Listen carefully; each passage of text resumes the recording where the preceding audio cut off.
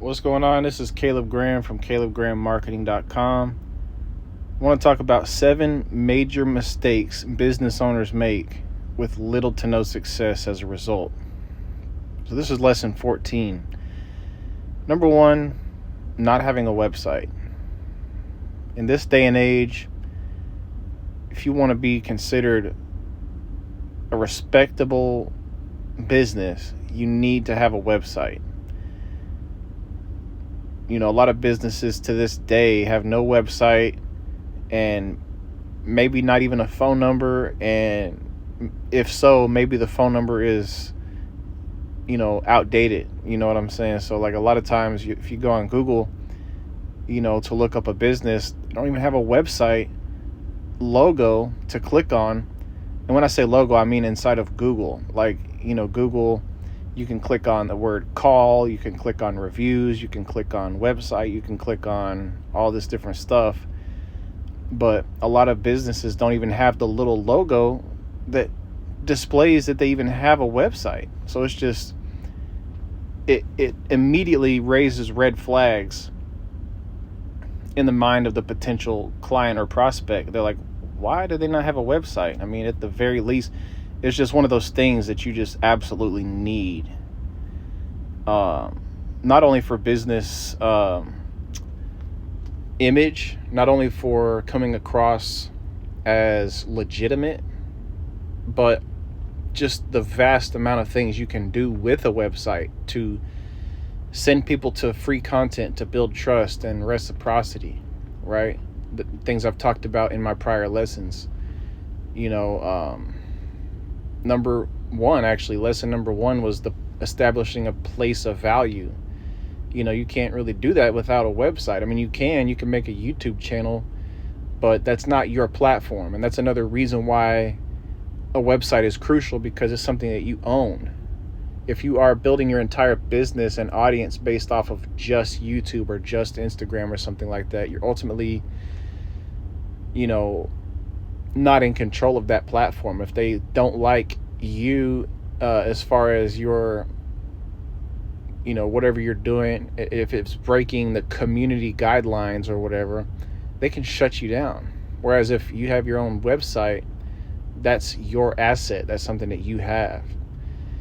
And that ties into number 2, which is not having an email list or an autoresponder.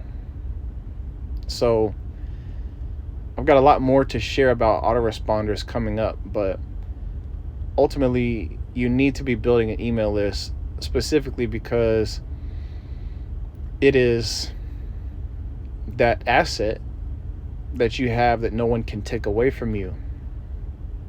But it's also traffic on demand. Once you build an email list, you can wake up, send a broadcast email out to your email list, give them some value, build that relationship, and then maybe the next day send them some more value. And at the end of that email, be like, hey, by the way, I just released my new product. I think it'll really help you. Here's the link if you're interested in purchasing that or checking it out.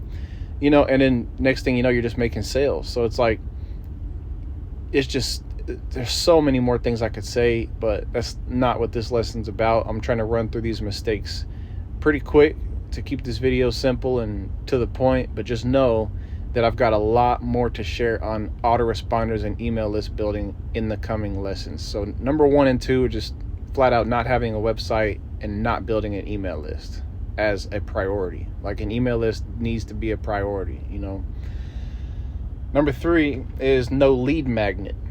So that is essentially what you would give away in exchange for the email address to build your business, your email list, which is a large portion or a large chunk of your actual business. It's the thing you give away for free to attract that ideal prospect. It's something that needs to be specific to the ideal prospect that you're, trying to reach out to.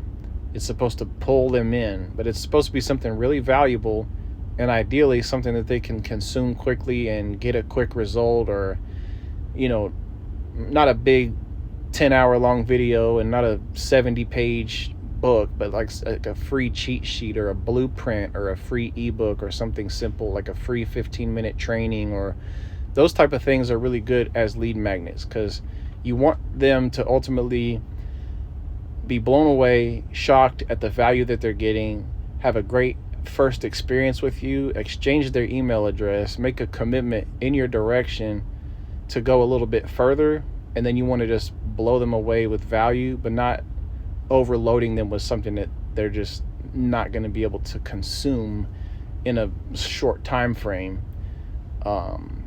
And there's more that I have to say on that as well, but I'm going to keep moving for now. Just know that that's coming in future lessons too. Number 4, no follow-up.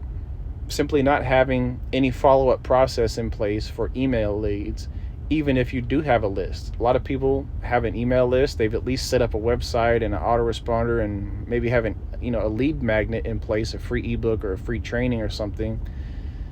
But they're not actively following up after that. They're just kind of, letting this list of emails just sit, not sending them any repeated, follow-up, like, giving them more value, or, offering them more products or products at all. They're just got a list of leads that are just sitting there with no follow-up. It's a shame. Number 5, no active cultivation of goodwill with RIA. So that's results in advance. So that'll be a future lesson also. But the big mistake is just not implementing results in advance to build goodwill and make prospects and customers love you.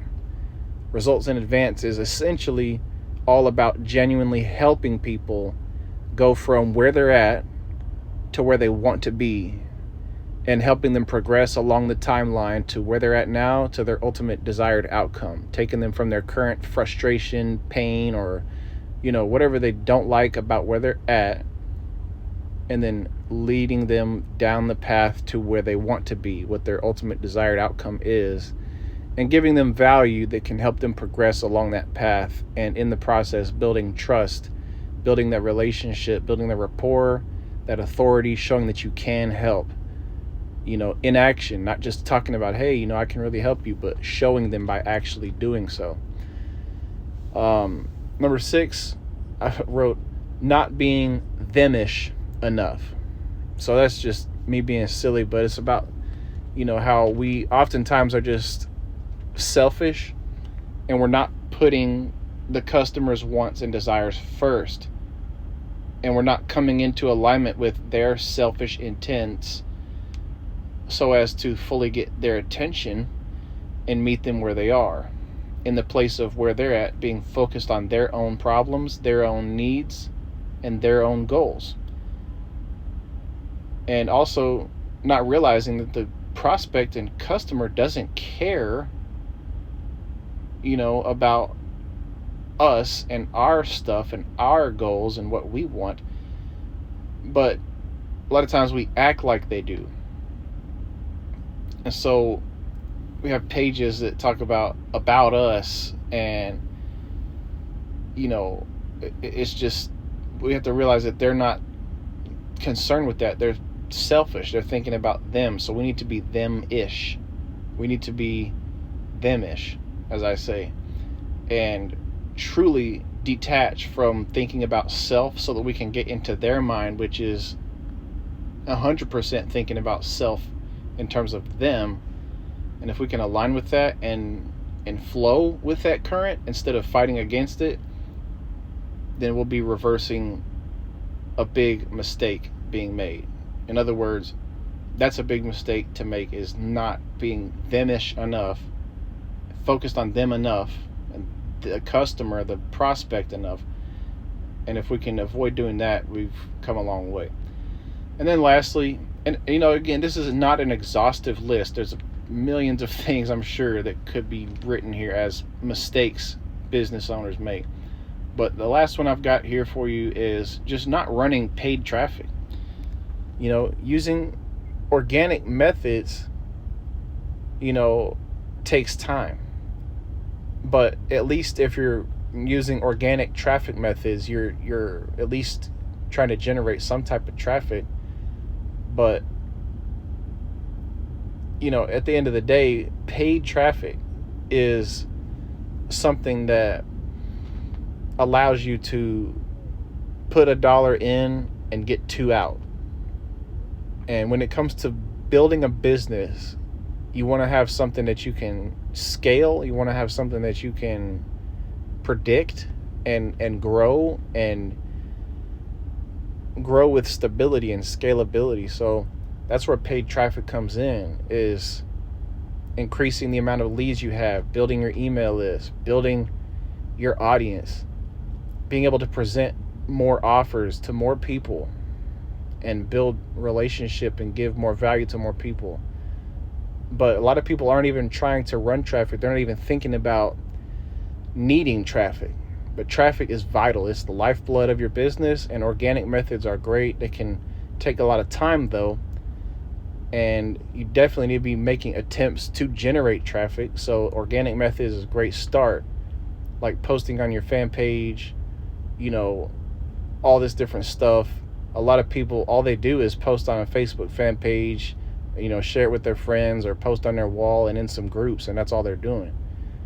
At the very least, if you're doing an organic free method, you should be trying to do some type of SEO or YouTube or something like that. But ideally, as soon as possible, figuring out the paid traffic thing is a major aspect of growing your business. So I hope that helped. I appreciate you for tuning in to lesson number 14, the 7 major mistakes. And see y'all in the next video. See you on the next lesson. Thanks for watching, and leave a comment if you like it. And I always appreciate that. But I'll see y'all in the next lesson. Peace.